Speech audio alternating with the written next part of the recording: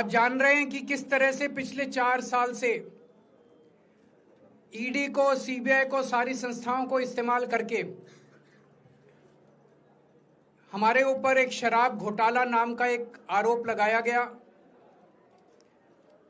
CBI ने, ED ने उसमें चार्जशीट फाइल की। आज कोर्ट को प्राइमा फेसी ये निर्णय लेना था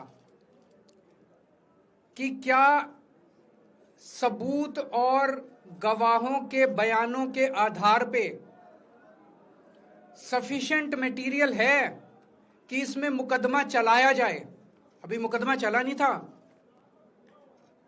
कोर्ट को यह निर्णय लेना था कि क्या मुकदमा चलाने लायक सफिशिएंट मटेरियल है, और कोर्ट ने लगभग 600 पेज के आदेश में सारे सबूतों और सारे गवाहों को मद्देनजर रखते हुए यह कहा है कि इतना भी सबूत नहीं है, इतने भी गवाहों के बयान नहीं है, एक निक्का सा भी सबूत नहीं है कि इसमें मुकदमा तक चलाया जा सके। अगर मुकदमा चलाया जाता, 15-20 साल मुकदमा चलता, उसमें बहुत सारे गवाह बुलाए जाते, सबूत रखे जाते, उसके बाद होता, वो तो अलग बात है। कोर्ट का यह कहना है कि इतना टुच्चा केस है, इतना फर्जी केस है, इतना बेकार केस है, इतना गलत केस है। ये मैं नहीं कह रहा, ये भाषा है। आप कोर्ट का ऑर्डर पढ़िए। ये ऑर्डर जो है ये ऐतिहासिक ऑर्डर है। कोर्ट ने कहा है कि इतना फर्जी केस है, इतना फर्जी केस है, एक भी सबूत नहीं है, एक भी गवाह नहीं है कि इसमें मुकदमा भी नहीं चलाया जा सकता। ये पूरा षड्यंत्र किसने रचा, क्यों रचा? ये पूरा षड्यंत्र 2 लोगों ने मिलकर रचा, नरेंद्र मोदी जी और अमित शाह जी। और आज उन दोनों को पूरे देश से माफी मांगनी चाहिए। उन दोनों ने मिलकर षड्यंत्र रचा कि आम आदमी पार्टी को खत्म किया जाए, आम आदमी पार्टी को बर्बाद किया जाए। और उस षड्यंत्र के तहत आजाद भारत का सबसे बड़ा और सबसे घिनौना षड्यंत्र रचा उन लोगों ने। वो देख रहे थे कि दिल्ली में वो हमें नहीं हरा सकते। वो देख रहे थे कि दिल्ली की जनता हमारे कामों से बहुत खुश है। वो देख रहे थे दिल्ली में कामों की राजनीति के आधार पे वो कहीं खड़े नहीं होते। तो उन्होंने एक षड्यंत्र रचा। जनता जानती है कि केजरीवाल ईमानदार, उन्होंने कहा केजरीवाल की ईमानदारी पे चोट करो। जनता जानती है कि आम आदमी पार्टी ईमानदारी, उन्होंने कहा आम आदमी पार्टी की ईमानदारी पे चोट करो। उन्होंने आम आदमी पार्टी को खत्म करने के लिए षड्यंत्र रचा और बोले केजरीवाल बेईमान है, केजरीवाल बेईमान है, केजरीवाल बेईमान है, केजरीवाल ने शराब घोटाला किया, केजरीवाल पैसे खा गया, केजरीवाल ने 100 करोड़ रुपए खा लिए।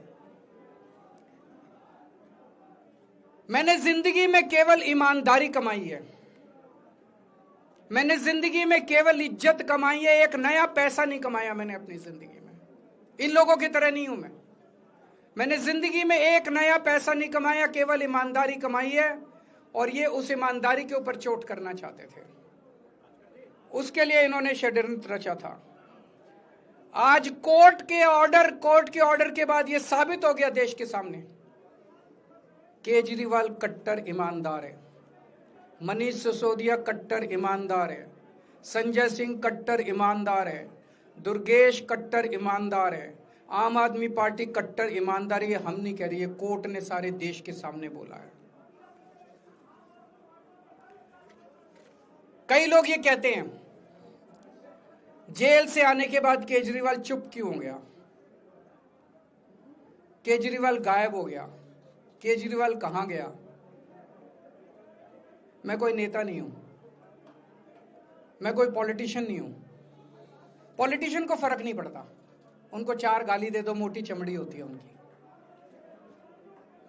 मैंने जिंदगी में केवल ईमानदारी कमाई है। मेरे को जब कोई बेईमान बोलता है मुझे फर्क पड़ता है। मेरे को जब जेल भेजा जाता है, मेरे परिवार के ऊपर ताने मारे जाते हैं, मेरे को फर्क पड़ता है। केजरीवाल को फर्क पड़ता है।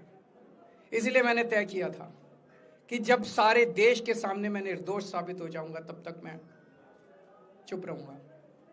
आज मेरे दिल से बहुत बड़ा बोझ उतर गया।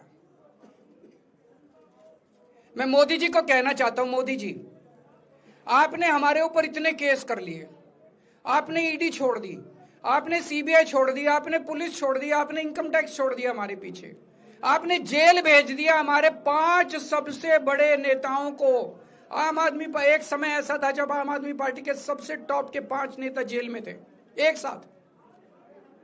उसके बाद भी केजरीवाल का कुछ नहीं बिगाड़ सके। अब तो एक ही तरीका बचा है मोदी जी केजरीवाल से निपटने का, केजरीवाल का कत्ल करवाना पड़ेगा, केजरीवाल की हत्या करवानी पड़ेगी। उसके अलावा अब केजरीवाल आपसे संभलने वाला नहीं है।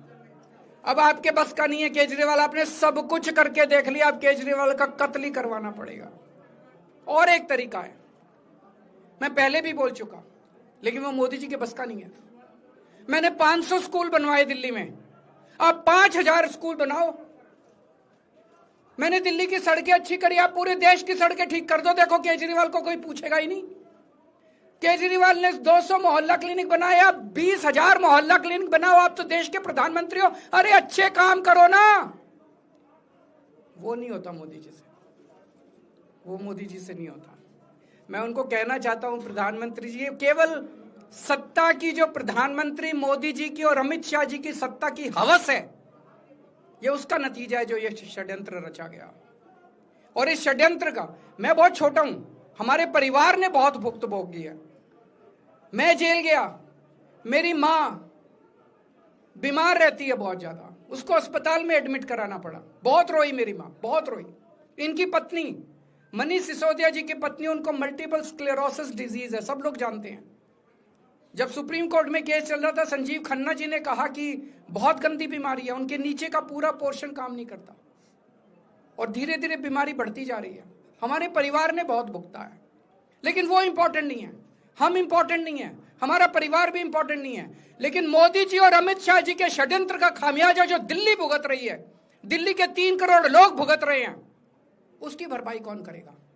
आज दिल्ली में कहीं चले जाओ, सारी सड़कें टूटी पड़ी हैं, अस्पतालों में दवाइयां मिलनी बंद हो गई हैं, मोहल्ला क्लिनिक बंद किए जा रहे हैं, स्कूलों का बुरा हाल हो रहा है। पूरे दिल्ली में पोल्यूशन इतना ज्यादा कभी दिल्ली की जनता ने नहीं देखा था। यमुना का बहुत बुरा हाल हो गया है। एक चीज बता जो तो दिल्ली में इन्होंने ठीक करी हो, पूरी दिल्ली का बेड़ा गर्क कर दिया। सबसे बड़ा खामियाजा मोदी जी और अमित शाह जी की सत्ता की हवस, उसका सबसे बड़ा खामियाजा दिल्ली के 3 करोड़ लोगों ने भुगता है। दिल्ली के लोगों से जाके पूछो। आज मैं चैलेंज करता हूं मोदी जी को, मोदी जी हिम्मत है दिल्ली में दोबारा चुनाव करा के दिखा दो, 10 से ज्यादा तुम्हारी सीट आ जाए, मैं राजनीति छोड़ दूंगा। तुम्हारी 10 से ज्यादा सीट आ जाए, मैं राजनीति छोड़ दूंगा।